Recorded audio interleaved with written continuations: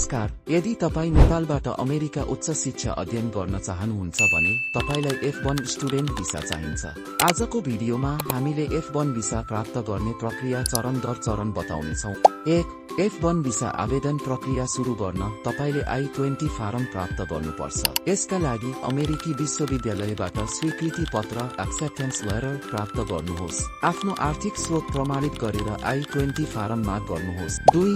DS-160 form भर्नुहोस्। अब तपाईले DS-160 फारम अनलाइन भरिसकेपछि यसको पुष्टि पृष्ठ कन्फर्मेसन पेज डाउनलोड गर्नुहोस्। फारम भर्नको लागि व्यक्तिगत जानकारी, पासपोर्ट विवरण र शैक्षिक विवरण सही रूपमा भर्नुहोस्। 3. सेदेश शुल्क तिर्नुहोस्। तपाईले I-901 सेदेश शुल्क तिर्न आवश्यक छ। नेपालमा नबिल बैंक, खुमेरा बैंक वा एभरेस्ट बैंकबाट यो शुल्क तिर्न सकिन्छ। अन्तर्वार्ताको 3 दिन अघि सेदेश शुल्क तिर्नुहोस्। सेदेश शुल्कको रसिद अन्तर्वार्तामा अनिवार्य रूपमा लैजानुहोस्। 4. भिसा अन्तर्वार्ता शुल्क तिर्नुहोस्। तपाईले CGI फेडरल खाता बनाएर $185 तिर्नुपर्छ। नेपालमा यो शुल्क नेपाल इन्भेस्टमेन्ट बैंकमा तिर्न सकिन्छ।